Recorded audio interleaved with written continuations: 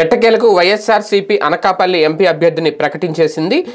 175 assembly నియోజకవర్గాలు పేర్లు ప్రకటించేసి 25 parliament స్థానాలకు సంబంధించి ఒక్క అనకాపల్లి మాత్రమే పెండింగ్ పెట్టారు. దీనికి సంబంధించి చాలా రూమర్స్ వినిపించా. వాస్తవానికి ఈ సీట్ని అదే పార్టీలో ఉన్న అమర్నాథ్కి కేటాయిస్తారనుకున్నారు, గుడివాడ అమర్నాథ్కి. తర్వాత ఆయన్ని అనూహ్యంగా మళ్ళీ అసెంబ్లీ స్థానానికి పంపించారు.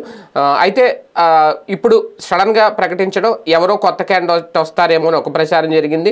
లేదంటే బండారు సత్యనారాయణ వైసీపీలో చేరతారు, టీడీపీ గుడ్ బై చెప్తారు, ఆయనకి ఇస్తారని ఒక ప్రచారం జరిగింది. రకరకాల ప్రచారాలు, గంటా శ్రీనివాసరావు గారు వస్తారేమో, ఆయనకే ఇస్తారేమో అనకాపల్లి ఎంపీ సీట్ అని అక్కడ ఒక ప్రచారం జరిగింది. రకరకాల ప్రచారాలు జరిగింది. కానీ ఫైనల్గా ఎట్టకేలకు బూడి ముత్యాల నాయుడికి ఇచ్చారు. ఆయన ఆల్రెడీ వైసీపీ సిట్టింగ్ ఎమ్మెల్యేగా ఉన్నారు.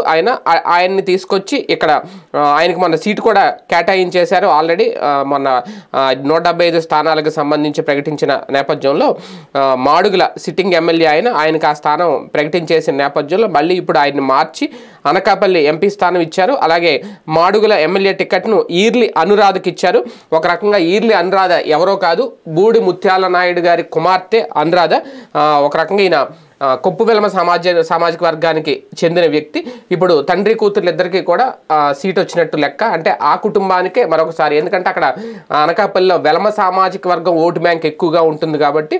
అలాగే క్యాస్ట్ ఈక్వేషన్స్ కూడా మొదటి నుంచి జగన్మోహన్ రెడ్డి గారు సామాజిక న్యాయం అనే అంశంతో ముందుకు వెళుతున్న నేపథ్యంలో ఫైనల్గా అనకాపల్లి, ఎందుకంటే అనకాపల్లి మీద సీరియస్ కాన్సన్ట్రేషనే పెట్టారు. మొదట్లో ఆయన నాగబాబు గారు పోటీ చేస్తారని కాసేపు, లేదంటే పవన్ కళ్యాణ్ పోటీ చేస్తారని, ఇలా రకరకాల ప్రచారాలు జరిగిన నేపథ్యంలో ఫైనల్గా ఒక బలమైన ప్రత్యర్థిని బరిలోకి దింపాలి అని అనుకున్న జగన్మోహన్ రెడ్డి గారు బూడి ముత్యాల నాయుడికే ఆ సీట్ని ఖరారు చేశారు.